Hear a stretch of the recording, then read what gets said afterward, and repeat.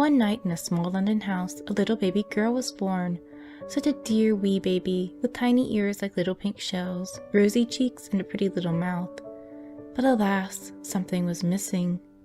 This little baby had been born with only one eye. On one side of the face, a pretty blue eye with long black lashes, and on the other side, the eyelashes and the place for the eye, but no eye. When the mother saw her baby girl, whom she called Joan, she wept, but the father tried to comfort her and said they would take her to a doctor and see what could be done. So the baby was taken first to one doctor and then to another, and each tried his skill upon the child, but no doctor could make a real eye grow. You know only Almighty God can do that. Clever men tried their best, and meanwhile the baby was growing bigger and stronger every day. When Joan could walk and her mother took her out, other children would stand and look at her, and some rude boys even called after her.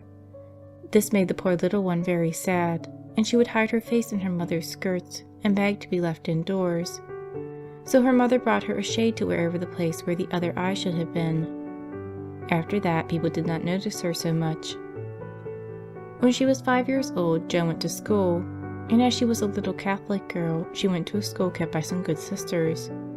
Her mother told the sisters all about the missing eye, and asked that her little one might always be allowed to wear her shade.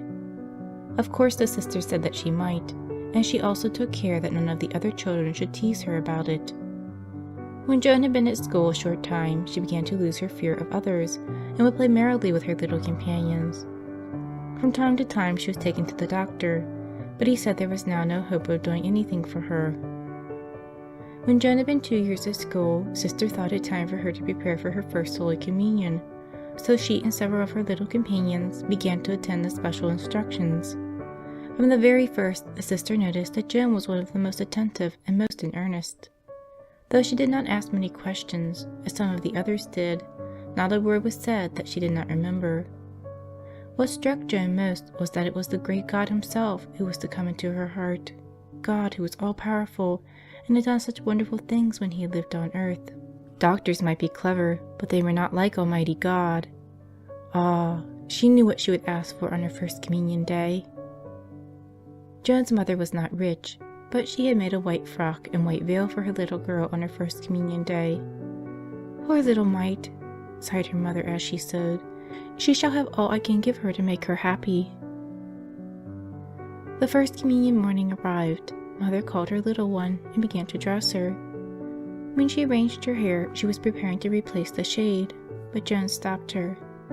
"Not this morning, Mother. I would rather not wear it for my First Communion."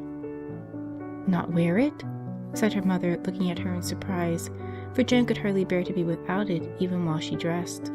"You see, Jesus is God, and He can do all things, and I want Him to see me just as I am," answered Joan, and nothing would make her change her resolution. Very fervently, Joan made her first Holy Communion. Many noticed how well she prayed and how much in earnest she seemed. When she went to breakfast, she replaced her shade, which she had brought with her. Very few had noticed that she had not worn it the whole time. The next day, the Easter holidays commenced, and her mother took her away for a fortnight, after which she returned to school. The first morning that she was back, the sister sent for her out of the class. Imagine her surprise when Joan came tripping towards her, with no shade on, but 2 shining eyes smiling up at her instead. "Why, Joan dear," said Sister, "I am pleased to see that you are cured. So Mother has taken you to a very clever doctor during the holidays?" "Oh no, Sister, it was Holy Communion that cured me," replied Joan simply. "You told us Jesus would give us anything that we asked for on that day, because He was God. So I asked Him to give me my other eye, and it began to grow that day, and now it is just like the other. I have been to Holy Communion every day that I could since." The sister could hardly believe that what the child said was true, but Joan's mother came for her that day, and she told the sister that it had happened just as her little daughter had said.